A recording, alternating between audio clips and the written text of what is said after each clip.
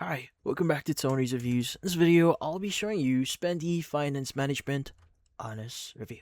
So Spendee is a budgeting and expense tracking app where the whole idea is you either enter spending manually or connect bank accounts. Then the app categorizes transactions and turns them into budgets and charts so you can actually see where money is going.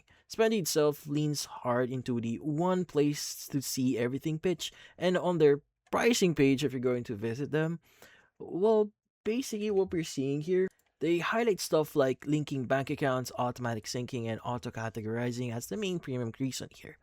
Now, where the honest what people are saying part here is kind of split, and it mostly revolves around one thing: how well the app works day to day, especially syncing.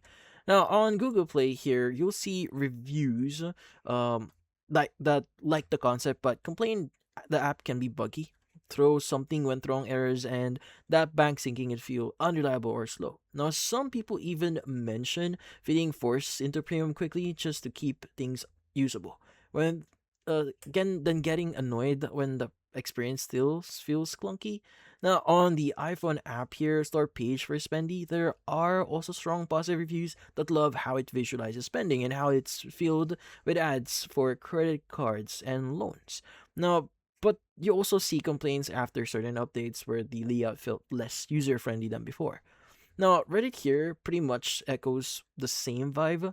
So, based on what we're able to read here or get from here, some posts describe Spendee as decent, but you'll also see people saying the autosync doesn't work well with a lot of banks, or it stops updating after a few days, and support often just tells them to retry linking. Now that's a big deal here with budgeting apps because if syncing is flaky, you end up manually babysitting it, and at that point, some people would rather just use a simpler tracking or switch to something else. Now, outside of the app stores and Reddit here, review sites like Capterra here tend to praise Spendee's design and charts. People really like the visual breakdown, but still see the same theme pop up across the internet. When it's running smoothly, it feels clean and satisfying. When it's not, frustration usually around syncing and reliability. Now, Trustpilot here does exist for Spendee, but it's worth saying, this Spendee, it only shows around 13 reviews, so it's much smaller sample compared to App Store ratings and Reddit discussions.